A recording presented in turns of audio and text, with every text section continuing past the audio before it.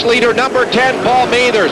It has been a struggle all afternoon for Sean Dupuis as Mathers tries to once again put him a lap down. And of course, Dupuis just hoping for a caution late in this race so he can get back on that lead lap and close up on the cars running on the lead lap. And right now it is Mathers just ahead of the battle for second place between Shurtleff and Monahan. Well, it's been a disappointing day for Sean Dupuis. I asked him earlier about carrying on as the national champion. Here's what he had to say. That was last year. We're going to take this as a whole new year.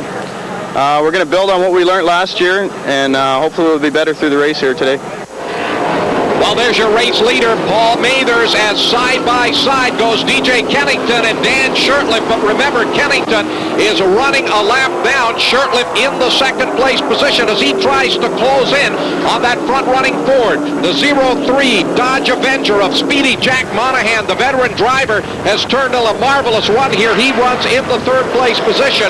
97, Rob Neely has worked his way back up to fourth, and Sean McGlynn in that red number 8 car runs back in the fifth place spot.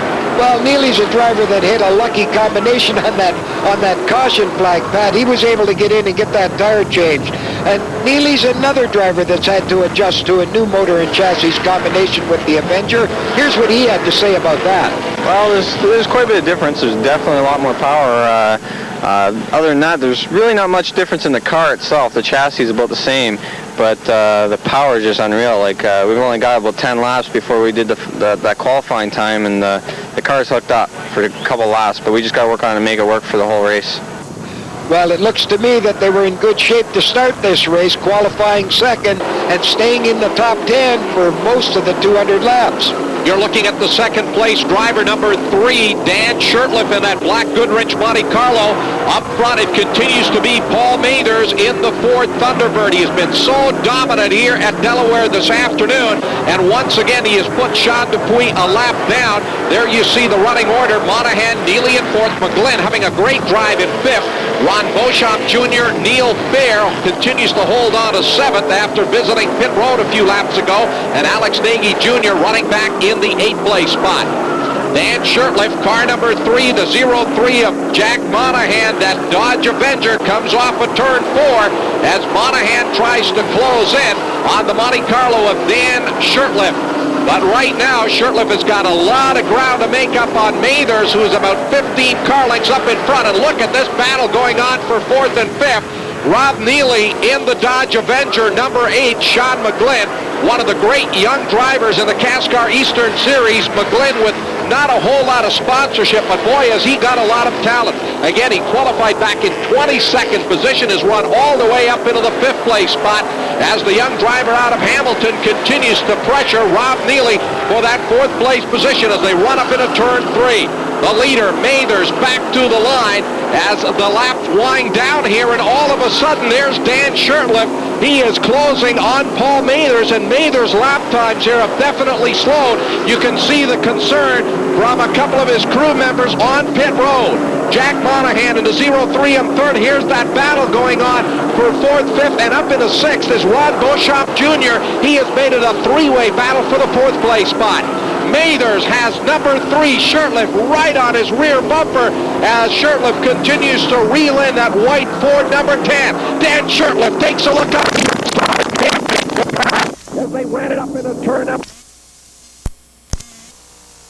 It'll be just a couple of laps to go. Shurtleff trying to get around this front-running Ford, and now we come on board. Right there, they'll go around the 92 car of Earl Ross to put him yet another lap down. And it's a question now, can Mathers hold on here for a little over a lap to go as they come to the stripe? There's the white flag from Matt Lake. Paul Mathers in at turn number 1. They'll move around the 47 car of Sean Mangin. The 17 of DJ Kennington also running a lap down, back on the back straightaway for the final time.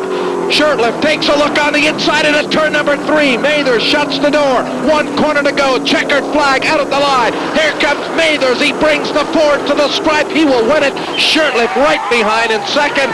And the Mathers crew jumping for joy along pit road. And what a great job by the winner, Paul Mathers, as he manages to hold off a very determined Dan Shurtleff with Monahan in 3rd, followed by McGlynn, Beauchamp, Neely, then it's Neil Fair, Dupuis, Kennington, Nagy, Daniels, and Earl Ross. And here's Pat with the Mopar 200 winner.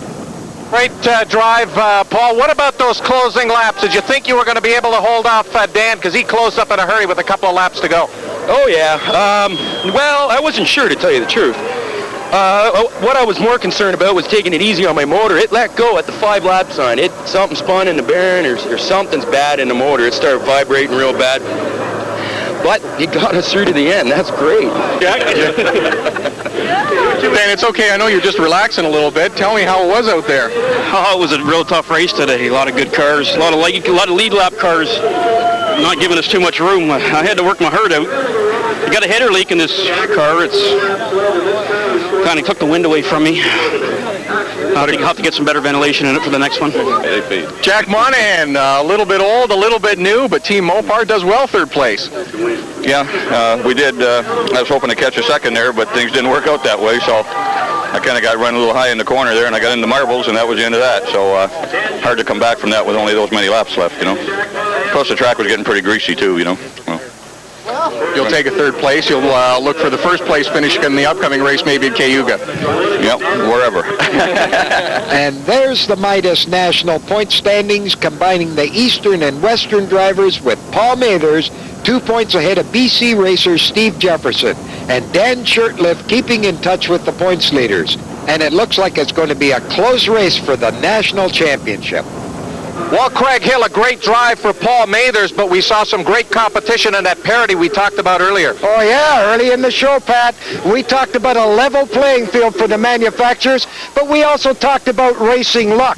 And boy, we saw a lot of that today, both good and bad. But my congratulations to Paul Mathers. He's been knocking on the door for a long time, Pat. Well, all of the big 3 on the podium here this afternoon at Delaware: Ford, Chrysler, and General Motors products. It's been a great day of racing here at Delaware Speedway. Our next event comes to you from St. Eustache, Quebec. That'll be the 2nd of our televised shows. For Craig Hill and our entire crew, I'm Pat Gonzalez saying so long from Delaware Speedway. The Mopar 200 has been brought to you in part by Castrol, manufacturers of GTX. Mopar Performance Parts, your first choice, and Chrysler 5-star service. STP helps keep your car in STP shape. GM Goodwrench Service Plus and AC Delco. This event is sanctioned by Cascar, Canadian Association for Stock Car Auto Racing. Clothing supplied by Chaco Motorsports Apparel.